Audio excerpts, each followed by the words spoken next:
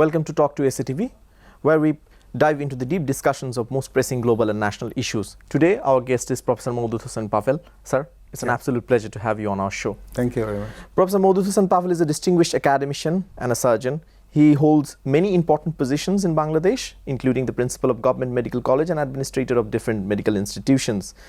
He has more than 36 years of experience in teaching. Now he is an academician turned politician. He is the convener of BNP Media Wing. We will discuss different issues, including the BNP delegation's recent visit to China regarding Bangladesh-China relationship. My first question to you, China has a amazing significance in infrastructure, defense, and different trade cooperations between Bangladesh. So what do you think that if BNP comes to power, how they will handle China? Well, actually, you know that China is a time-tested friend of Bangladesh.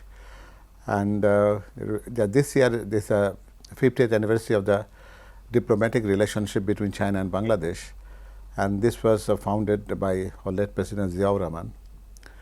And from them, China has played an important role in infrastructure building of our country, in the field of agriculture and investment, as well as they have also contributed to many different fields, especially about our management of the different ports and others.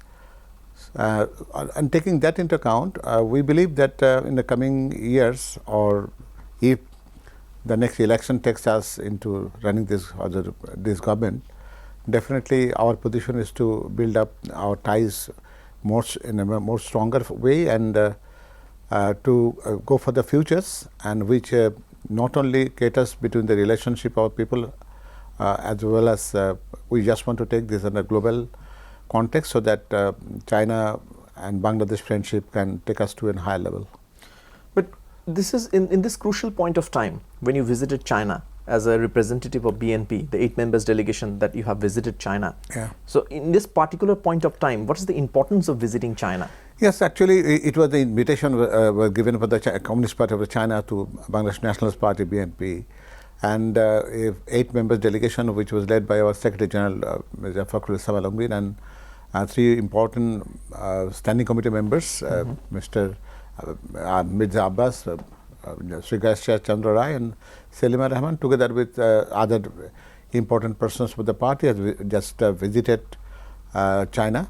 And we had a very series of meetings with China top leaders, especially the Politburo members, Mr. Li Hong-song, and the Ministry of Foreign Affairs of the China, where we met the Vice Minister of Foreign Affairs and also met the Director of their Foreign Relationship Committee of Chinese Communist Party.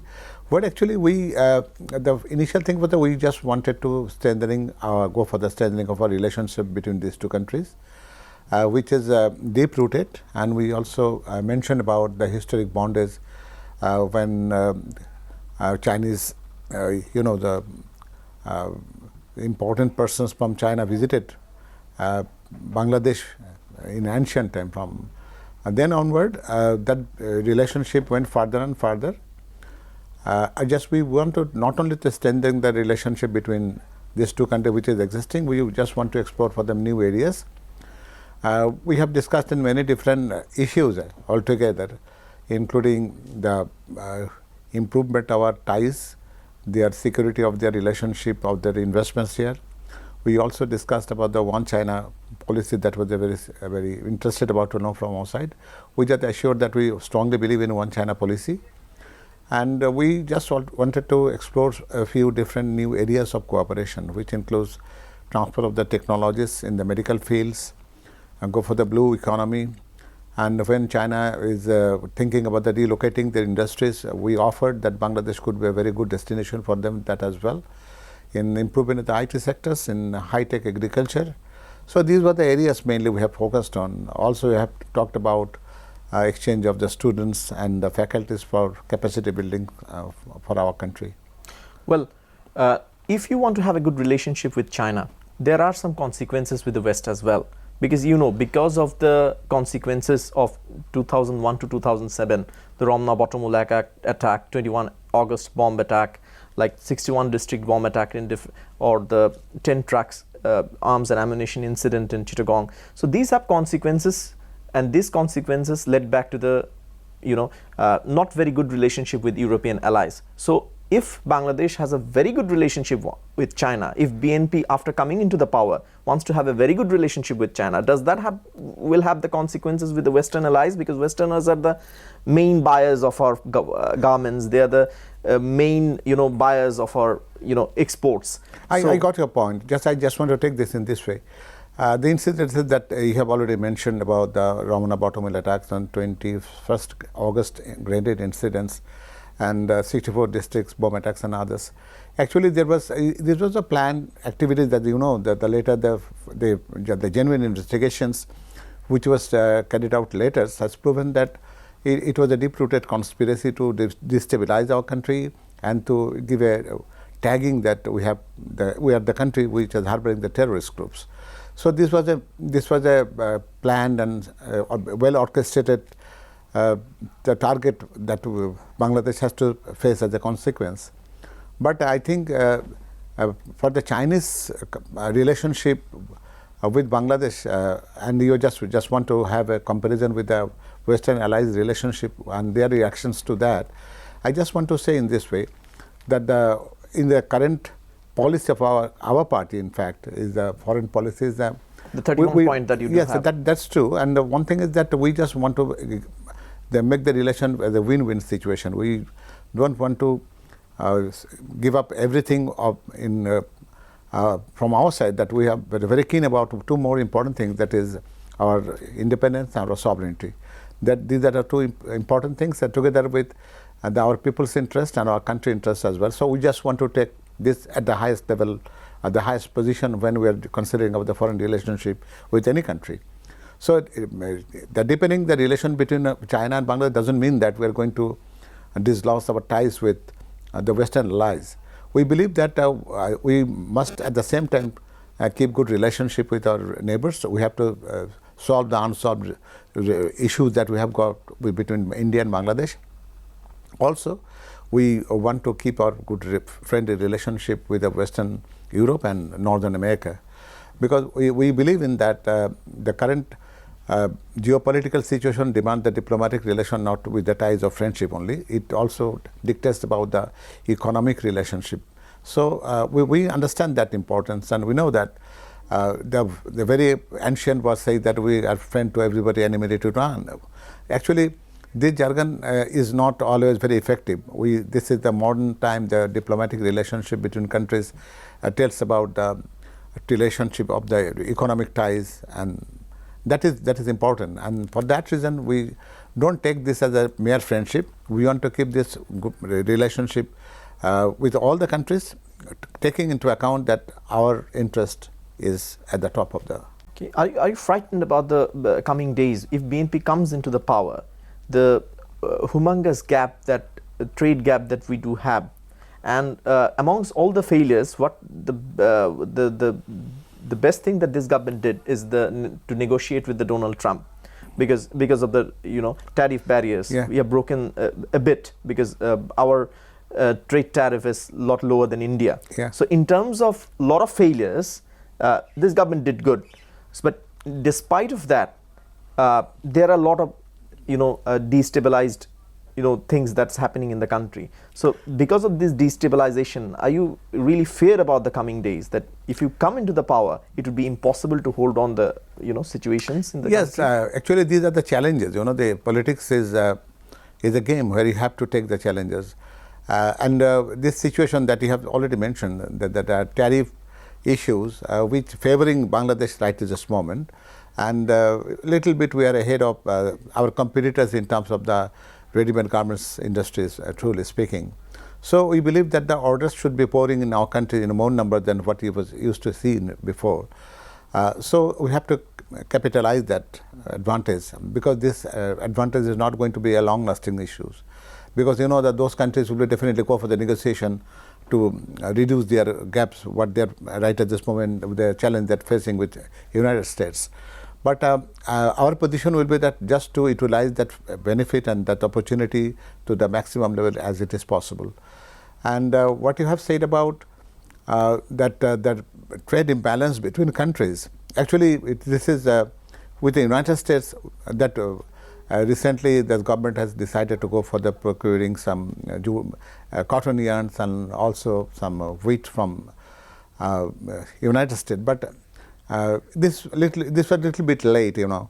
Our acting chairman, Mr. Tariq Rahman, has just forecasted before that this is going to happen, and he just advised this government to go for negotiating for just to go for a $1.2 billion purchase of wheat from United States. So just to give them an assurance that we are seriously thinking about reducing the gap between the United States and Bangladesh trade. And so also that similar thing we have to consider in terms of the India and China, where we have got the opposite picture. So we have to increase more imports to those countries, and on exchange we must also try to attract the investment from these countries as well. From China, what we have gathered that they are interested to go for the investment, not only going for the projects only, because the earlier time we have seen lot many projects have been implemented with the Chinese assistance here in Bangladesh, the mega projects, many of those, you know. But in the coming years, we expect that that will be turned into investment in the coming years from both from China and India. And we believe that we can balance the relationship between the countries. Not that we are trying to put all the eggs in a single basket, but you know that our foreign policy will be totally based on our interest, which will serve our people's interest and the country's interest, and as well as which will encourage the investment, and our economy is getting better in terms. But you were talking about the mega projects. Chinese investment in the mega project is considered as a debt trap. Yeah, it's not investment. In fact, these are projects. These are projects. Yeah. And Bangladesh has taken a lot of money from China. Yeah. So these loans have to be repaid. Sure. So what BNP is thinking regarding it, we will discuss a lot more with it, but after the break. Ladies and gentlemen, now it's a time to go on a break in Talk to Satv, sponsored by Grand Palace Hotel and Resort. Do come back after the break because we will discuss those issues.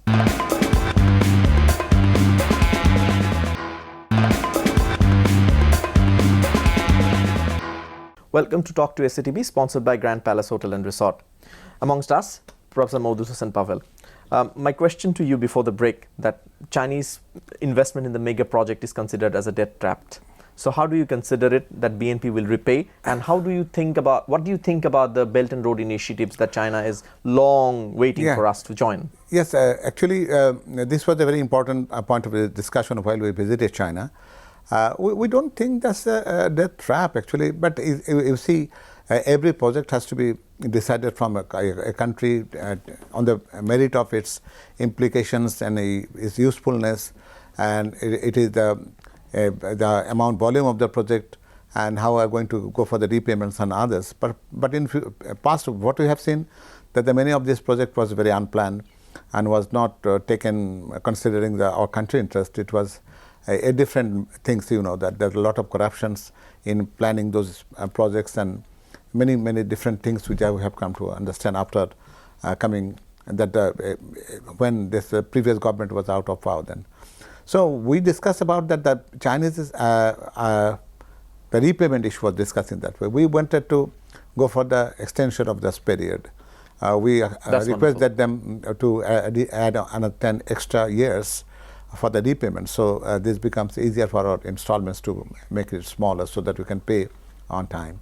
And another thing is the Chinese part, they try to always impose some fees, the service fees or something like that, which is 1% and 1% for our different projects. But this 1% volume is a bigger one. And we have discussed it and requested them to waive those two, what should I say, that service percentage or the service fees. They have assured us that they're going to reconsider those things, and also discuss about the Belt and Road Initiative. And they said that if the projects is a part of the Belt and Road Initiative, they can also consider about just converting this project in terms of the grants. So these are going to be good moves that the Chinese have expressed from their side. And we believe that taking all this in account, we can make the things easier for the repayments, and that this doesn't burden us that much. That is what just we have planned for. But one important thing is that they were waiting for elected government to be there, because whatever negotiation and whatever decision they take, they are interested to do that with the elected government. I think it's not only China. Everybody was waiting for the elected government. We will get into the election matters, but the Bangladeshi diplomacy is now turns around the Rohingya crisis. Yes. And China has a close diplomatic ties with Myanmar. So did you guys discuss about solving the Rohingya crisis? Yes, that was another important issue that we have tabled with when we met China Politburo member in the Great Hall of People in China in Beijing. That issue was tabled, and we just not only asked them to help us for the repatriation of the about more than 10 million Rohingya people stranded in Bangladesh. We have also tried to say them one important thing, that because China has got very important projects in that particular area in the Rakhine states, you know. So at that moment, right at this moment, you see that these areas are really vacant, and the projects are really starving due to the lack of the laborers and manpowers, as because the people of the particular region has been evacuated and they are sent back to Bangladesh. So we have just asked them to reconsider the issue. If these people can go back to the Rakhine state, they could be very good workforce to complete their projects. So maybe that they'll be going to think that in a different way. And when hopefully Bangladesh Nationalist Party comes into power next year, we'll expedite that issue and we'll take that things more seriously while we'll be discussing with the Chinese counterpart in this issue. Your 31 points narratives about that Bangladeshi soil will never be used for terrorism. Yes. Along with that, this China visit, what is the message that you send to the voters, new generation voters, about BNP's visit to China? What is the outcome of this visit? Yes, the new generation people, we have just a few encouraging information for them. The first one is that whatever we have talked to Chinese part, that was targeted to the employment issue. Whatever project we want to implement in our country, or the investment that we are looking from the Chinese side, is all about making the employment opportunities of our young generation. And another thing is that this young generation is keen to develop themselves. So the transfer of the technology was another important thing. Educational exchange between China and Bangladesh. And another important thing is that we have talked about the blue economy. So if Chinese and other countries is interested to invest here and help us to explore our potential, the sea resources, and that's going to not only just increase our economy, this will also produce big opportunity for the employments, and that will attract the young generation definitely. And we also talked about the relocation of the Chinese industries here in Bangladesh, and also about the IT sectors and about the environment issues and others. So all this project, and another important area was of discussion was the renewable energy. That was the important thing, because we just mentioned that our government is, when will be in the government definitely, hopefully next year, we are planning to just get 25% of our energy from the renewable source. So China is a master in that field, you know. So if you go for that particular target to achieve, definitely our new generation has to be involved in that process. So this is all about the Chinese visit, which can give good messages to our young generation. What about defense? Was it on the plate? Because no, actually, lot demands that Chinese should operate the Lalmonirhat Air Base. You have discussed about the blue economy. Yeah. Like we can't exploit the whole of the blue economy because of our incapacities. Yeah. So does Chinese submarines, we have 3 submarines, our Navy has 3 submarines, all are from China. So what about the defense cooperation? Was it on the plate? Actually, that was not a very, what should I say, the very important agenda on our discussion table. But we have also mentioned that the cooperation that is already existing between China and Bangladesh in terms of the defense, we just assured them that that's not going to be disrupted. We will be continuing with that. And about one important thing is that we just want to assure our neighbor that Bangladesh soil is never going to be utilized by the extremists or the others who are going to what should I say, just going disturbance in the neighboring countries or destabilize their country situation. So Bangladesh role is never going to be utilized. But at least if our government, our party is in power, they are not going to allow anything like that. A large number of people have disappeared during the reign of the last government. Yes. Countless extrajudicial killings have gone through. Countless injustice, human rights violations have taken place. BNP Media Wing was there.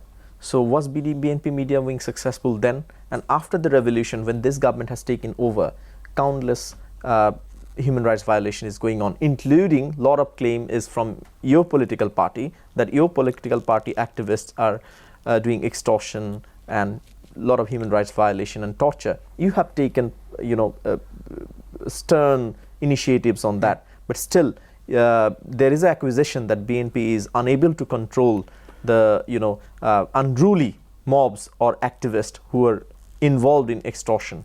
Actually, I just want to put this in this way. Practically, it was some, I will say in this way, that it was a media injustice to us. Definitely, there are many other things similar to those have been executed by the other political parties, but unfortunately, the media was more harsh on us rather than to all. So, we expected a homogeneous behavior from the media for everything, because you have already said that our party is very serious about this type of happenings, and our party's chiefs and party's supreme was hesitant taking any action against those, because as a political party this is maximum that we can do, and the rest of the things about the control of the law and order situation, this is the responsibility of the government. We'll definitely ask this government to come into the action. Actually, you see that when an unelected government is for a longer time, it could produce this type of situations, because any government who doesn't have a political background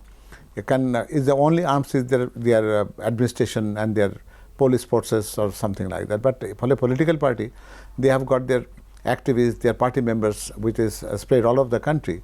They always try to help the projects or the issue that political party has definitely in their minds.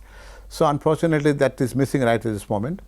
But what I think is that this type of activities which you have already mentioned, that it is not that our party is very lenient about this. Our party was very serious about those things and have never accepted that. Mr. Pavel, there is a perception of the general people that if even before coming into the power, if BNP activists become that much violent, so what will happen if they come into the power? So if because there's a countless allegation that's been brought against the BNP activist. So what is the role of the BNP Media Wing?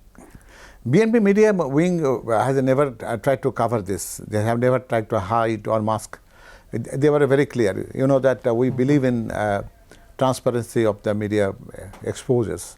So whenever anything such happened, we have taken that to the media on our own, and our party has taken the necessary action that part is possible. And that one thing was asking that when BNP has already started doing this type of things, if they are in power, they are going to do that in more.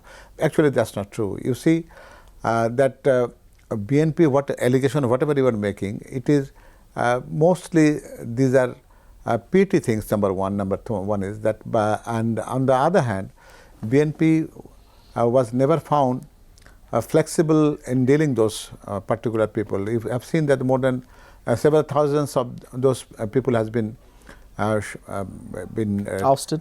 Yes, ousted. Not only ousted, they were even they're taken to the court of justice from our party initiatives.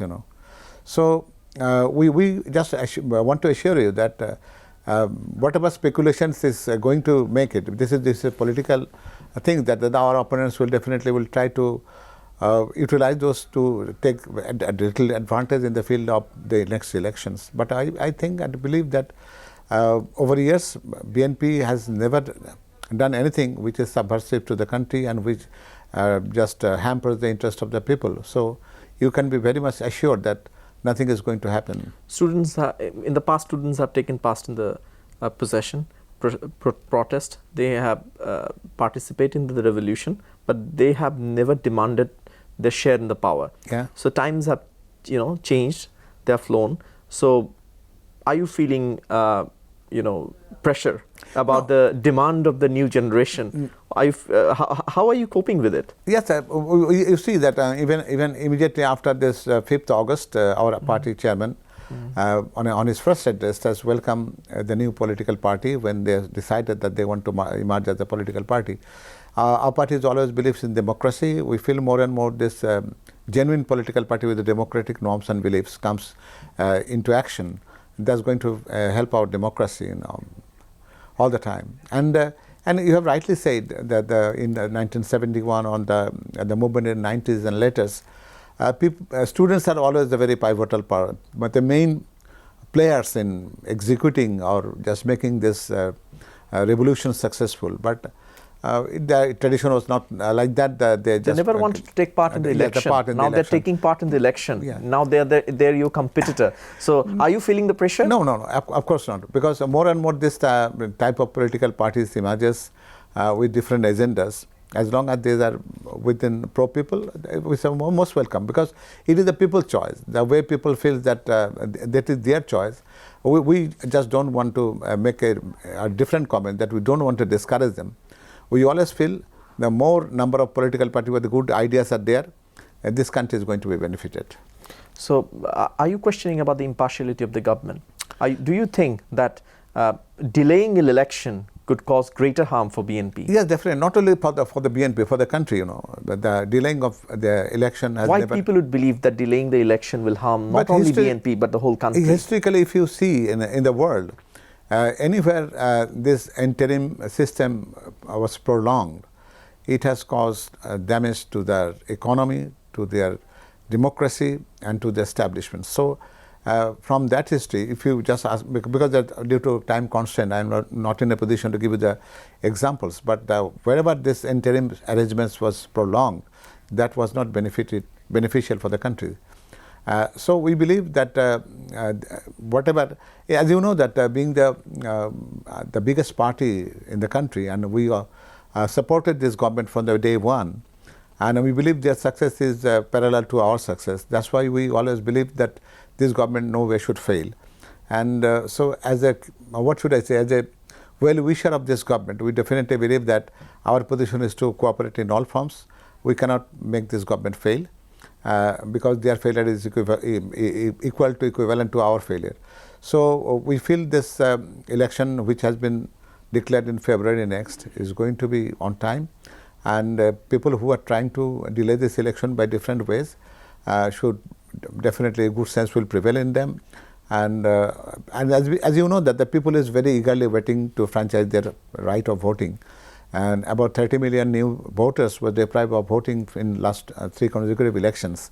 So why not we should give them a chance to exercise their voting rights, and a very democratically elected government to be there in next February. Mr. Modudusan Pavel, now it's time to go on a break. So you were talking about the 30 million voter. Ladies and gentlemen, now it's time to go on a short break on Talk to Satv, sponsored by Grand Palace Hotel and Resort. After the break, we will discuss about what this 30 million voters will think about BNP, and we will discuss a lot important issues as well. Still then, do tune with us.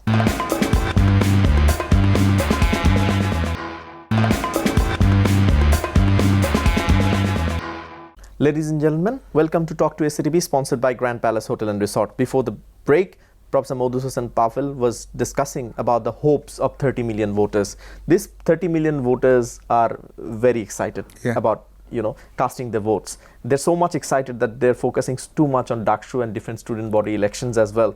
Different vice chancellors are closed down by the students, by the different demands. The Racha University vice chancellor, he said that you were protesting and you were accusing with one another, and you expect us to hold the elections. The same thing is happening with the Dhaka University. Even they're demanding the punishment of the election commissioner as well. So it's a hot battleground that's been going on.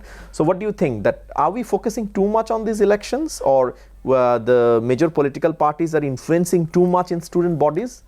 Actually, you see, after quite a long time, we are going to have an election. In fact, that is the first time the country is going to see election after 5th August last. So people has got interest about that election, but we should not be too much interested about any particular thing, because it is a student-related election. But I'll interrupt you over there. My precise question is, are the political parties, major political parties, are interfering in student bodies election? Actually, if not interfering, but they're involved in the process. I just want to take in this way, because they think that when their student thinks that they're in election process, they want them to win. But I think the most important thing is that after 2019, Daksu is going to have an election for a first time. So this is a good move and change. Many good new students are getting chance to vote, and the atmosphere was very good. People and the candidates could come up with their election manifestos, their ideas, and how they are going to materialize this. And we have seen many unique and exceptional things, and which is things from which we can learn a lot. Because Chhatradal day before yesterday have just make their own way of taking oaths before even being elected. So previously, what we have seen that somebody is elected, and after the election they forgets about their manifesto and what they have said. Everything is said for the sake of election only. But this is for the first time we have seen that the Chhatradal has come up with a vote-taking ceremony before the election has happened. So this is a new move, and that was very interesting to see that a particular panel is pledging before its voters they are committed to this thing by taking the vote and singing the national anthem. So that was a good move. But I think the students' front election should be taken, would consider a different thing from the national election. Because the national election, they have got many different issues. But for the student election, they're related to their education, their campus, their academy, and their own, their demands and everything, and their own benevolent activities. And their cultural activities, their sports activities, and all these things. These are the important things for them. But a country is a different thing. The national election is a different thing. It matters and relates with their country's existence, its economy, it is education, it is health, it is environment, its energy sectors, its foreign policy, so many things. So you cannot compare a students' council election with a national election. But why these political parties are emphasizing too much on a student body election? That's my question. Is it for the control of the university campus, because they know these are the students who are responsible for the fall of the last regime? So do they want to have a strong hold on that? And the other accusation that the people have against BNP student student political party is that they're not run by the student. The top leadership is not a student at all. So student body or student student wing should be run by the student. So after the revolution, we had an expectation that reforms will come, but it didn't come in terms of Chhatradal. But I just want to differ in this way, because you see the panel that has been declared by the students, Chhatradal, recently, they all are the genuine student. They are student enrolled. They have to be, otherwise there was no capacity of running them in the election. The Assistant General Secretary, he is a very young boy. He is a beginner in the university. So actually, this is a good move, definitely from our party, that they have nominated those students to part of the election, which are genuine students. So I don't think that this is the political party should see this in this way, that their stronghold depends on the results of this election. I think after 4 p.m. today, everything to be revisited, and let this student election remain at its own place, and the country should concentrate more on the national election more and more, and they should try to just elect a government which is pro-people and which can cater the issues, demands and needs of the people.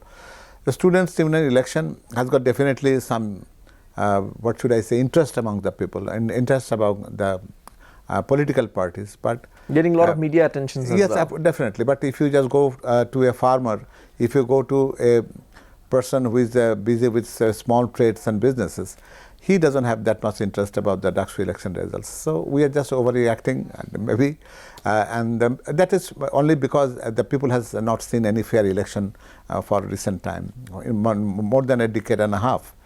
This has generated a lot of interest. I don't find any problem in that. But definitely, the Dakshu election and its result should be kept in the academic and the university campus and their environment, and the national election issue should be considered in a different dimension. And it will create the leadership as well. It Yes. will create the future leadership as Yes, well. And it's been halted for so Yes, many yes, years yes. that these leadership has been taken over by the businessmen, musclemans, and the Yes, you are very people true to say it. who are not meant to be in politics. Yes, you rightly said that from our War of Independence and all our important events that have changed our country's structure was the students were the instrumental in that process, and we have found a lot of leadership which has run the country later has come from the students and these elections.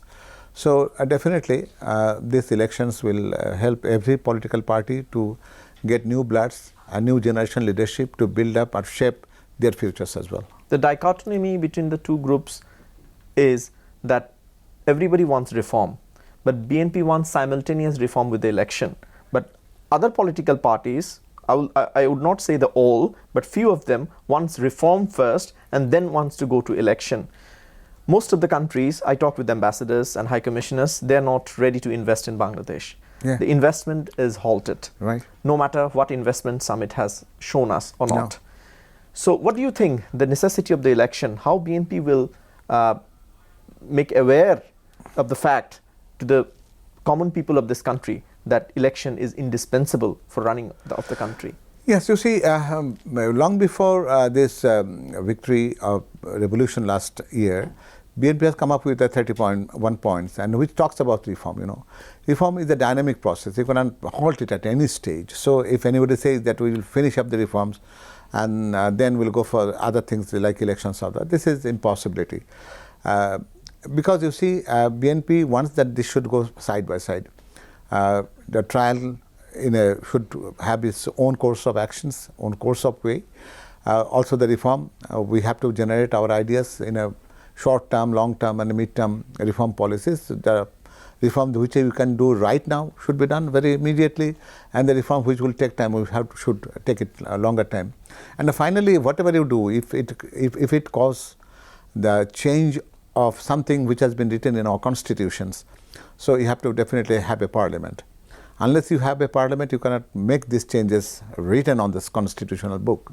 So for that, election is a necessity. And what you have said rightly, that this investment summit could not produce anything only because that there was no elected government and no investors, whether this is a government or is a very big entrepreneurs just who is investing in different projects all over the world, or they are looking for a elected atmosphere in Bangladesh. So whatever we say, it could just extend our talks more and more, but finally if we cannot stage the election in a proper time, nothing we are going to achieve, because investment is very important thing. You know that many industries is being shut down due to some financial and economic issues. The GDP is coming down in a very alarming way, and a good number of people has gone below the poverty line.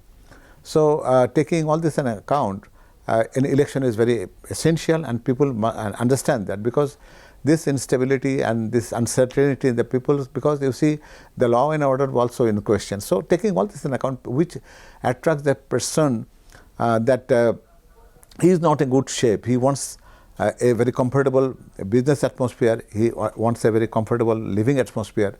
He cannot expect anything but election. Well, some of the young activists are claiming that you were not honest about your demand of the election. One of the young activists called Hadi, he accused about the fact that while BNP is with the closed door meeting with the government, they're demanding the vice chancellor, they're demanding the secretary, they're demanding the principal, they're demanding the board chairman, but while they come out of the room and they're demanding election. Actually, this is the opposite of the truth, Actually, this is the allegation made by the medias and very good analysts that the person who wants to delay the election are actually the beneficiary of these things, because they have already grabbed the major institution, they have grabbed the ministries, they have grabbed the academic institution in terms of taking the position of the vice chancellor and the principals and the directors, all this. So they know that if an election is going to take place very soon, this position is not going to continue. So they wanted this to be lingered because they have already grabbed very important state positions and the institutional position of business houses. So they want to keep this occupation longer.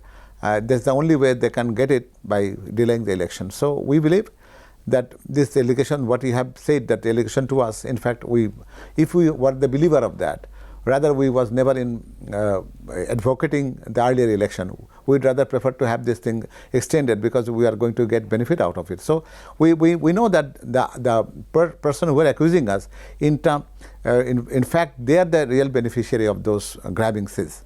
So we think a good election will give answers to all these questions. Mr. Pavel, you are in fact a renowned surgeon, a professor of medicine. There was a humongous corruption allegation in the health sector. Yeah. What do you think? It's a personal question to you. How do you envisage the health sector of Bangladesh if BNP comes into the power? How they will ensure accountability? How do you ensure good health? Good health services to the common people of this country? Unfortunately, over the last a decade and a half, the health sector was neglected like anything. And that was done in a very orchestrated way, because the previous government wanted to make us dependent on other countries, because a good number of people every year and draining out billions of dollars to our neighboring countries, to mention India, Thailand and other places, because they wanted that this country have a crippled health system here, so that our people is disgusted and they have to look for other places to get their health services. That's a good challenge. That's a big challenge for us, So you have to start from a very grassroots level. What we are planning, that about the corruption, that is the thing.